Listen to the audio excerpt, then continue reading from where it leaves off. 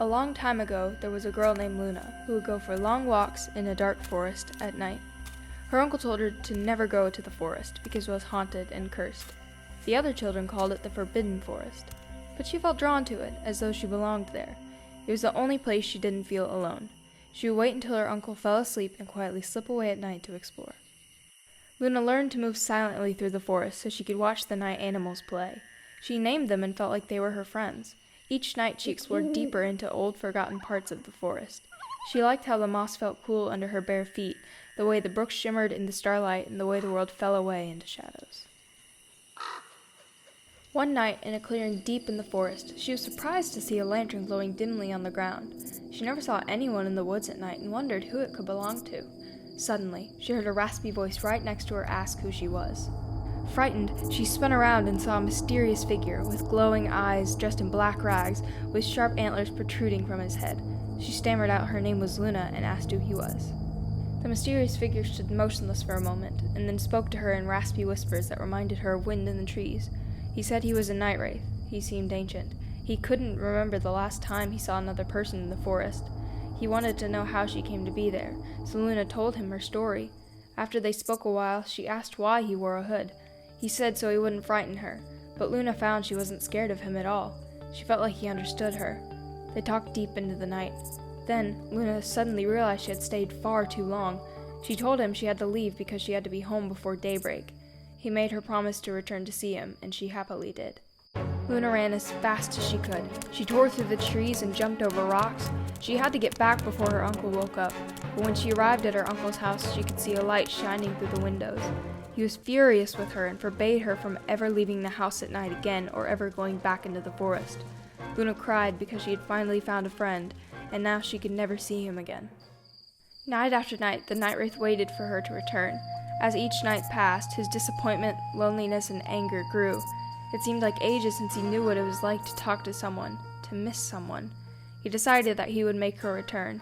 At sunrise, he uttered a bitter curse and captured the sun inside his bewitched lantern, and then he waited.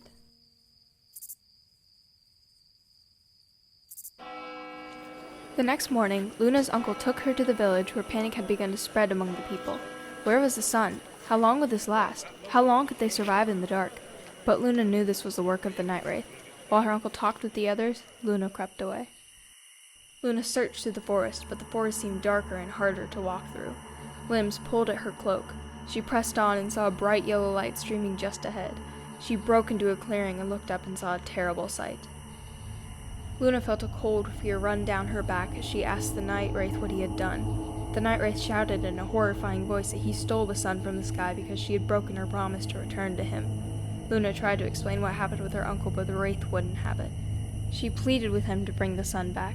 So he gave her a choice. Stay with him forever and he would return the sun, but if she left, then the night would reign eternal. Luna knew she couldn't let the people she knew perish, even if it meant never getting to see them again. So she agreed to stay.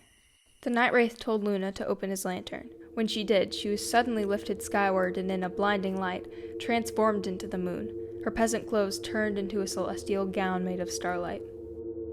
The wraith told Luna they would share the night together forever. Each night, Luna crossed the sky as the moon, shining down on the forest. She could see her village, her uncle, and the night animals. She talked to the night wraith, and he shared with her wondrous stories of ancient places and things that astonished her. But after a while, Luna started to become lonely again. She missed being with her own people. She could hear them talk, but she wasn't able to speak to them. The night wraith was the only one she could talk to. The night wraith saw her sadness growing and took pity on her. He told her he would allow her to go home to visit her people one night each month. The moon began to wane a little each night, and on the night when the moon was the dimmest, Luna stepped down from the sky and ran across the forest to be with her people. Luna returned to her uncle and told him her story. He was astonished and so incredibly happy to see her. He took her to the village and told her story to everyone. They were amazed. To show their thankfulness, the people of the village decided they would hold a celebration to honor her sacrifice. Each month, when the moon grows dim and disappears from the sky, she returns home and the village and forest echo with merriment and music from the Festival of the Lanterns. So this is how the legend of the moon came to be. The old ones tell the children that if they are ever lonesome, they should look up at the night sky and tell the moon their troubles. She will understand. For she was once a child too. and her name was Luna.